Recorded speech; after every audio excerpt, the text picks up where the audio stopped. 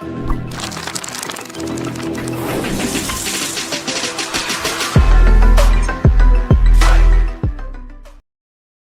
looking at Amazon Quicksight, let us look at an alternative tool that can be used on cloud, that is Looker Studio, which was formerly Google Data Studio. This is an online tool that converts data to customizable informative reports and dashboards, and it was introduced by Google in 2016. Note that the Looker Studio is a combination of two tools, that is Google Data Studio and Looker, which was acquired by Google in 2019. These tools were offered separately by Google until October of 2022, when Google announced that Google Data Studio would be rebranded to Looker Studio. However, the tool remained the same for a while, and we look at how we can access Looker Studio, how we can import data into this tool, and the services it offers to the user.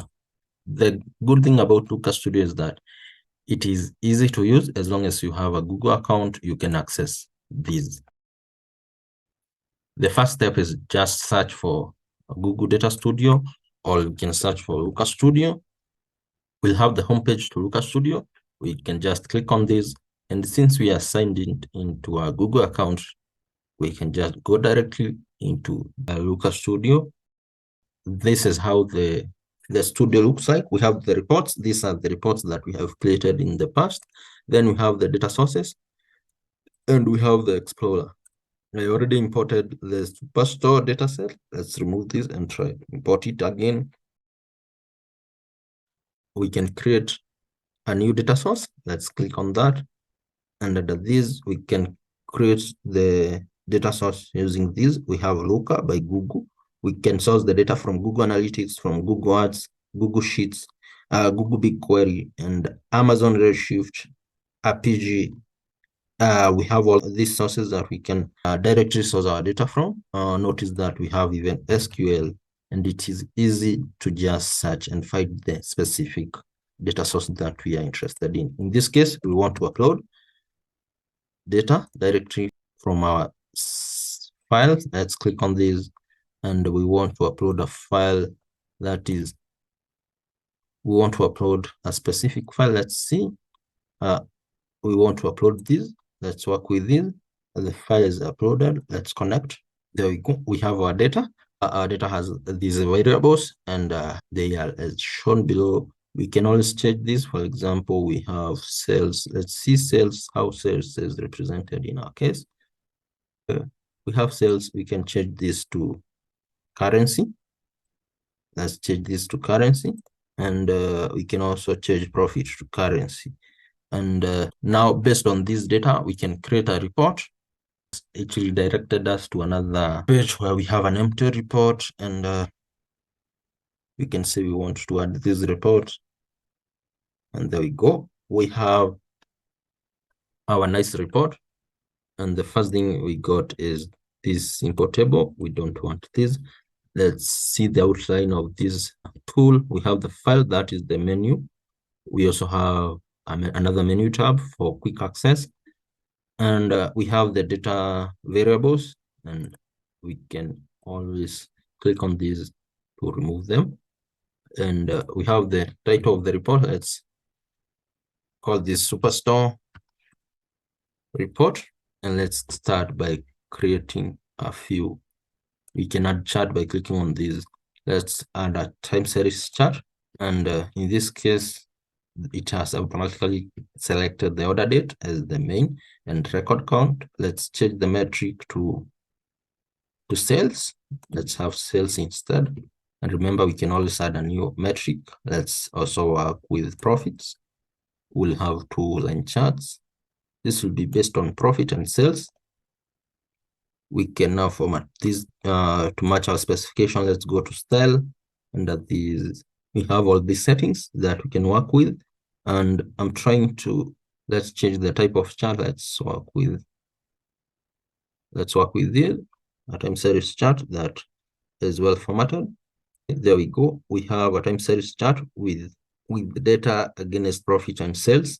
Let's move forward and format this we can remove, let's say, we are not interested in these.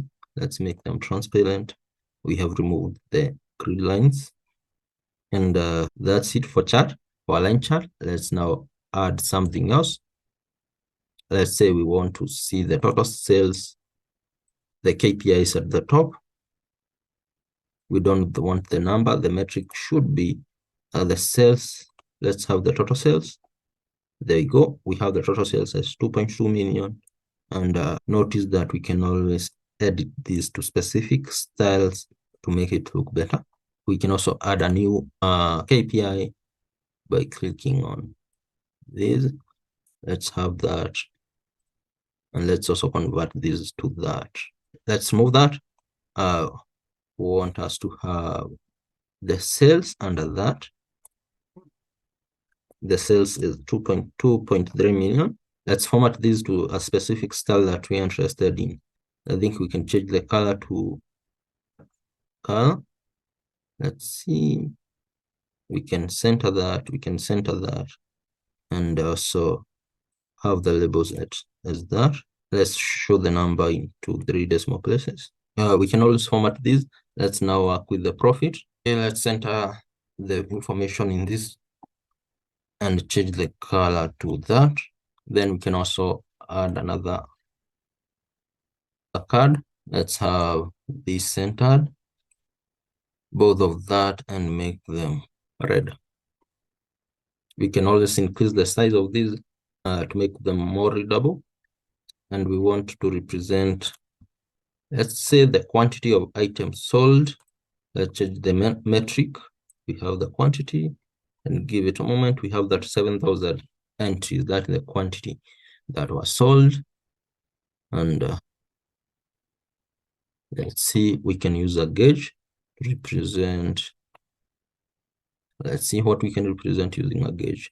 We can use the quantity, and that is actually, let's remove that and have this represented in a simple gauge. There we go. At the top, we can have all these. Let's add a bar chart to represent different information. And in this case, let's represent the regions, the date, and not the order date. The dimension should be the regions or categories. Let's work with regions and sales.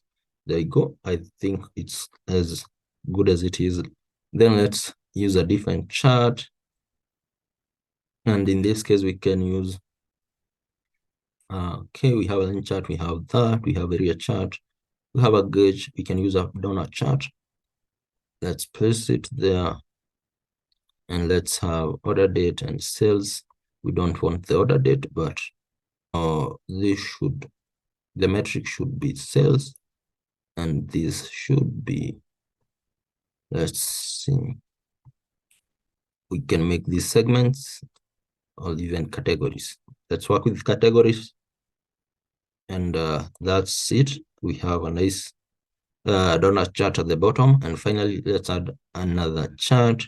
In this case, we can use a line chart with different entries. We don't want these. We want to have the subcategories and breakdown. Notice that we have drill down, like in Power BI.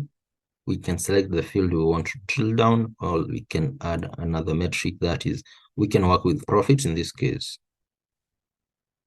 There we go. We have double lines for the line chart, and it looks perfect. We can change this to make it look more appealing. There we are. We have ourselves a nice chart, and let's remove the filtering. And this is basically a simple representation of how this works. We have the KPIs at the top, and then we have the charts. This is sales by and profit chart. Then we have again sales by profit based on the subcategories. And that's it for BI tool, that is cloud-based BI tools. We have Looker Studio and Amazon Web Service Quicksight. This is a simple illustration of a report by Looker Studio, and then we have another simple illustration of Quicksight. Personally, I think Quicksight looks better and gives out better reports compared to these. However, notice that we can always use different themes in this case. Let's see. Let's select such a theme and see how it appears. We have the theme, and I think it looks good.